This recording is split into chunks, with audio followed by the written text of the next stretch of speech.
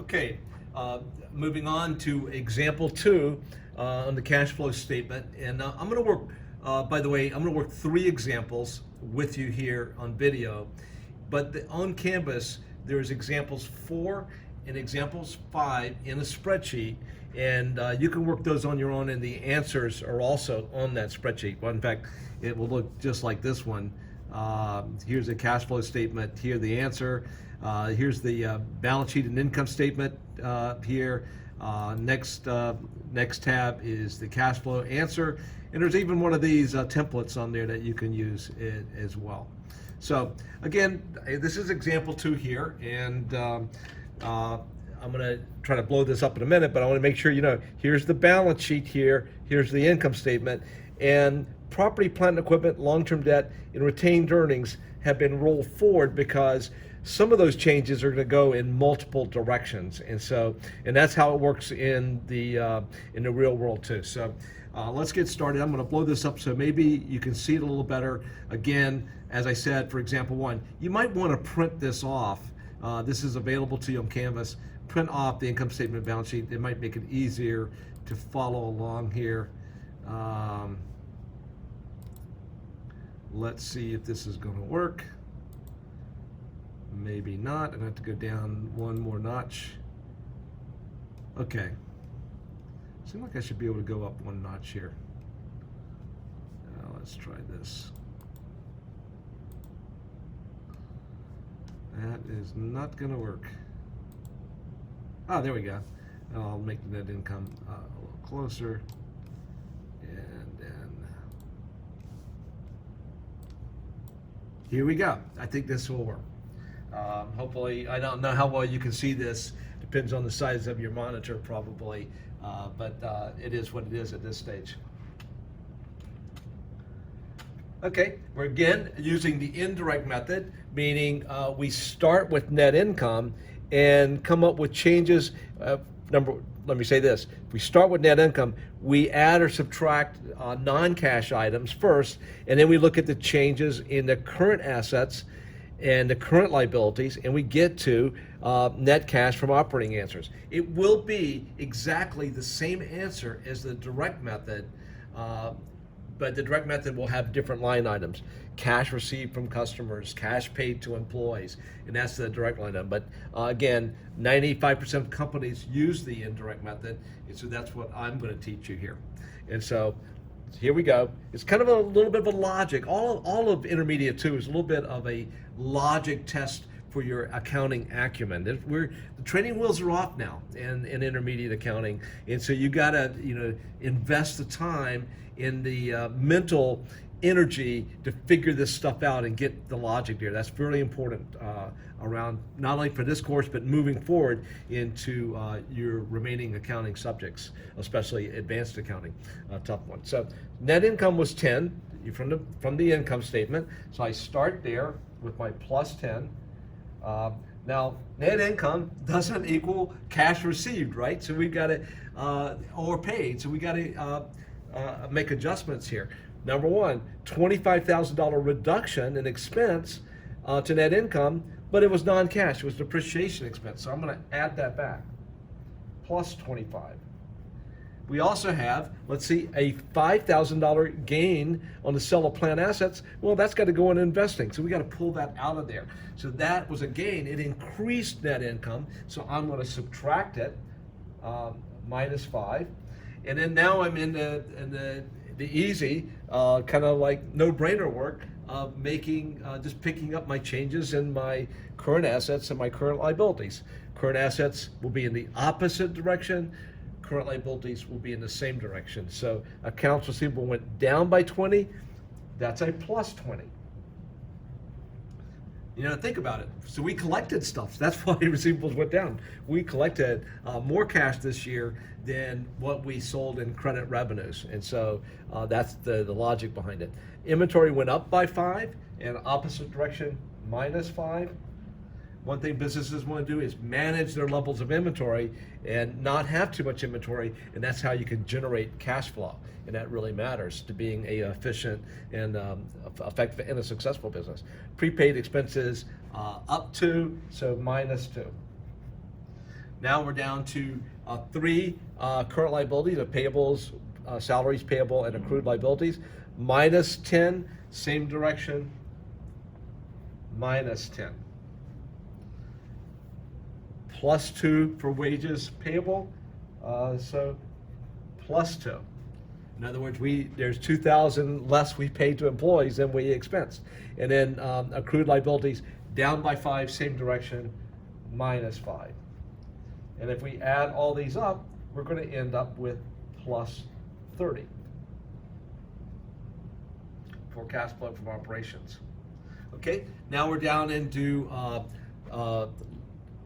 investing activities, which come from changes in long-term assets, and we only have two: property, plant, and equipment, and notes receivable.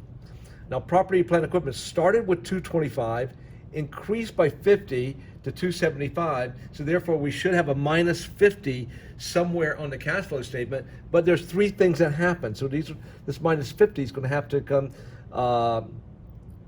from different directions. So here, it increased by 100 for acquisitions, 25,000 reduction for net book value sold, 25,000 reduction for depreciation expense, which we've already taken care of right here on the cash flow statement of cash flows for operations. So let's start with acquisitions, plus 100, opposite direction for an asset, minus 100. Okay, got to think. This is not just going to be formulaic. Don't think about all of this. Property, plant, and equipment went down by 25,000 because that's what it was on our books for when we sold it. But did we would receive more money and it would be a gain, or less money, it would be a loss than the 25,000. Let's go look at the income statement. Oh, gain on the sale of asset, plus 5. So we received more than the book value. Debit cash for 30, credit book value, net book value 25, credit gain for 5. That was the journal entry there. We're picking up the cash, and the cash is a plus 30 here, which was the 54 plus, the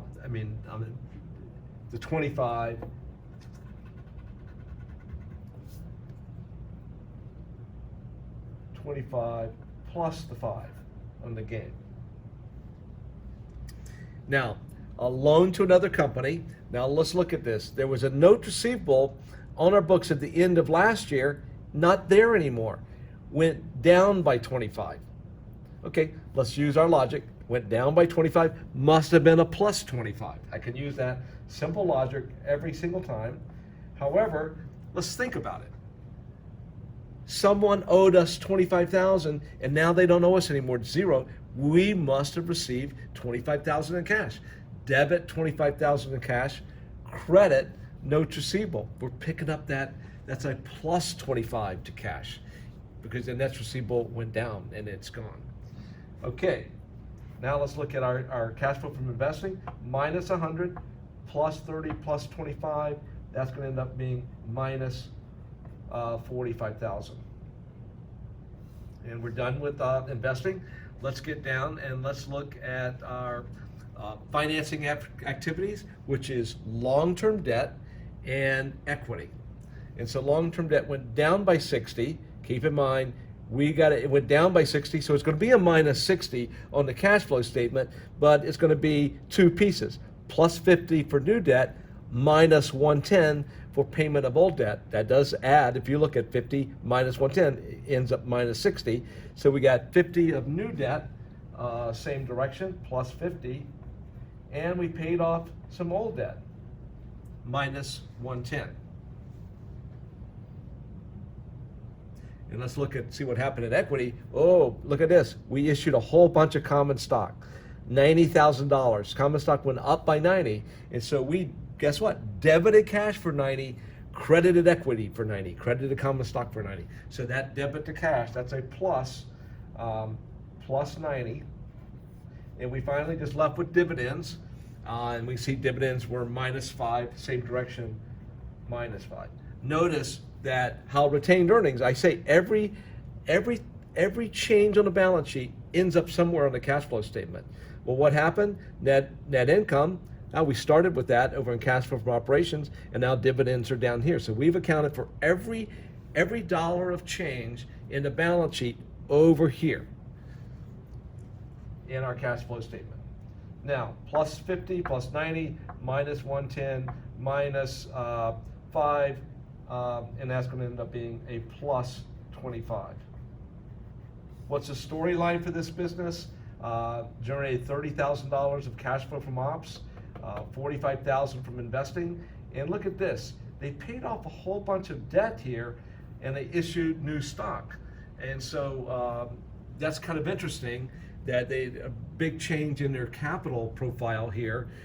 They've got end up with less debt. Debt went from 80 down to 20, but equity went up pretty big here, up by 95,000. Common stock went up by 90,000, 188 to 278. So they're capitalized very differently. So it may be less risk because they have less debt, but the former stockholders just got diluted. Remember, we talked about they get diluted by having more shares outstanding. So that's kind of interesting there. So, okay, that's example 2. And then I'm going to work one more example with you right here, right now. Example 3.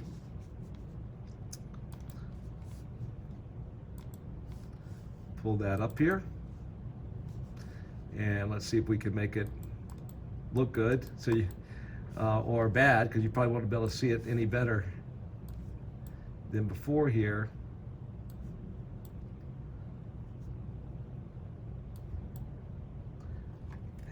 Again, we're starting with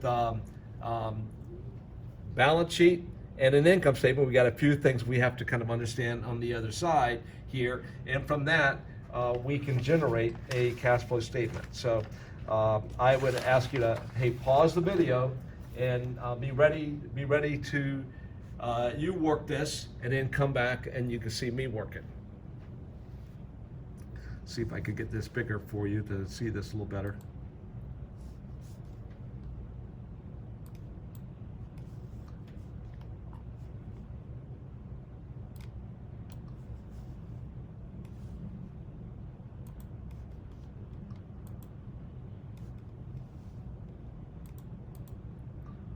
All right, maybe you can see that. I'm not sure. Pull this over here a little bit. All right, now pause your video and see if you can work this.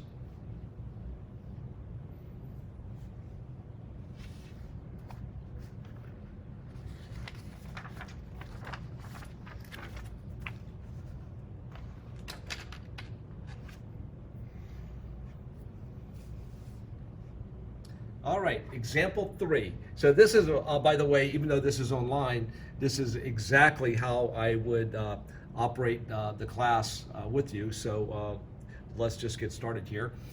Again, indirect method. So we're going to do cash flow for operations. We start with net income. Net income was 40. Plus 40. We're going to add back depreciation expense. So net income was reduced by 30 for a non-cash expense. Therefore, I'm going to add that back, plus 30. And we have a gain on the sale of assets, so that's a plus 15. So I got to subtract that because that increased net income, but it's not related. It's related to investing activities. By the way, keep in mind, if that said loss of 15, we'd have to add it back. So it'd be up, because we're subtracting a loss to get to this. Since we start with net income in the indirect method, we'd have to add that loss back. So keep that in mind. And now we're just in no-brainer mode almost. Receivables up by 10, opposite direction, minus 10. Inventory up by 25, opposite direction, minus 25. Prepaid expenses down by 5, so plus 5. Accounts payable, same direction, plus 20. That's a plus 20. Salaries and wages payable, plus 5, same direction, plus 5. And finally, accrued liabilities, plus 15, same direction, plus 15.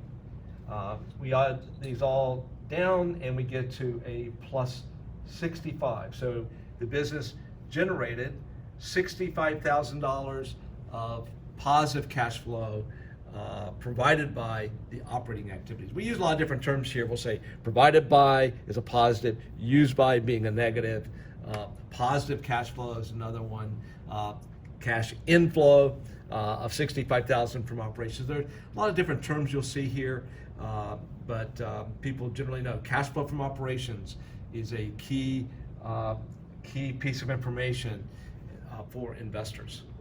And so now, as a reminder, we're looking at long-term assets for changes in investing. This is about long-term assets. We have two: property, plant, and equipment, and notes receivable. Property, plant, and equipment went down by 25, so we're going to see a plus 25 somewhere, but there's three different pieces here. We acquired 30,000. We sold stuff that was on our books at 25,000, and we had 30,000 of depreciation, already taken care of that over here. So let's pick up the acquisition. That's plus 30, opposite direction, minus 30, we spent 30. Proceeds, how much cash did we receive from selling our assets? Well, they were on our books for 25, so we credited property, plant, and equipment for 25. Well, what did we debit with cash? Well, we had a gain on those. So 25 plus 15, so we debited cash for 40, credited property, plant, and equipment for 25, and we credited a gain on sale of 15.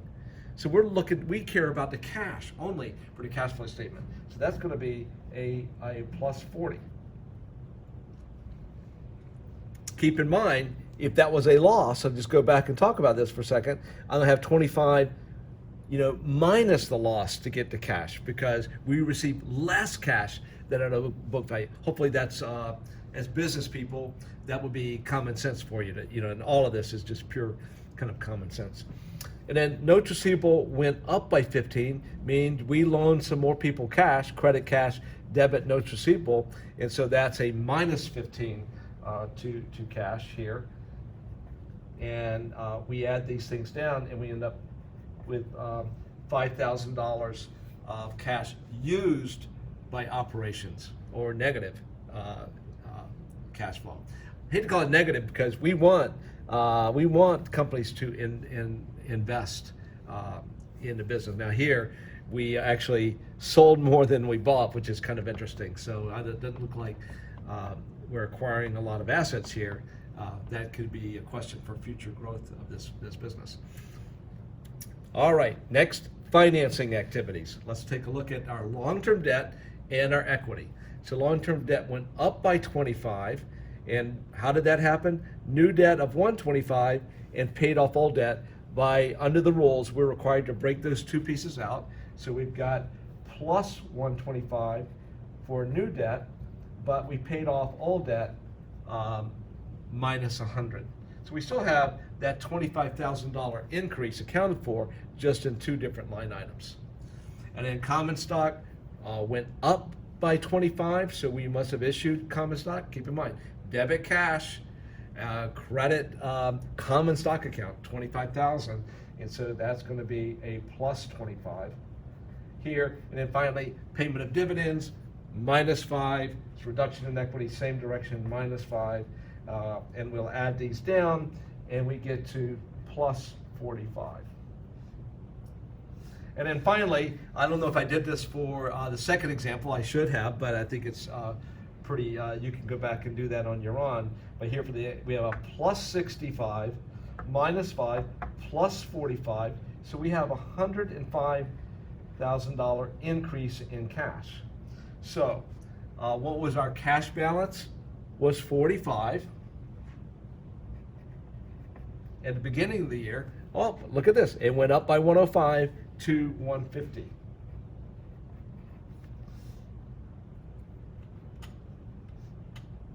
So if we just looked at the balance sheet, all we would see is, hey, cash went up by 105,000.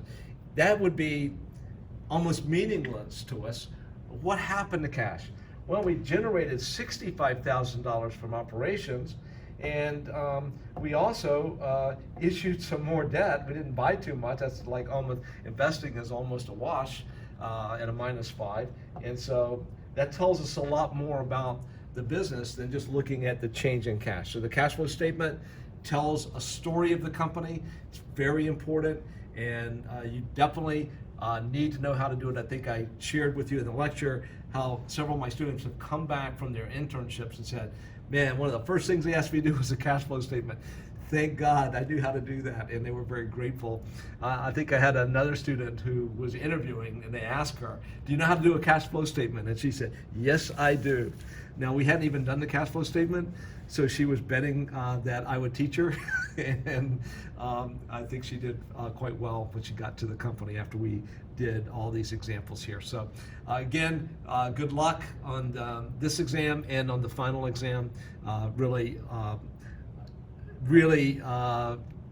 miss you guys, as I said at the end of the lecture, and I wish we had been together through this journey, but you know, hopefully the online is working as the best that I can, and I'm sure hopefully you've been engaged and done the best you can. Thank you very much, guys. Have a great summer.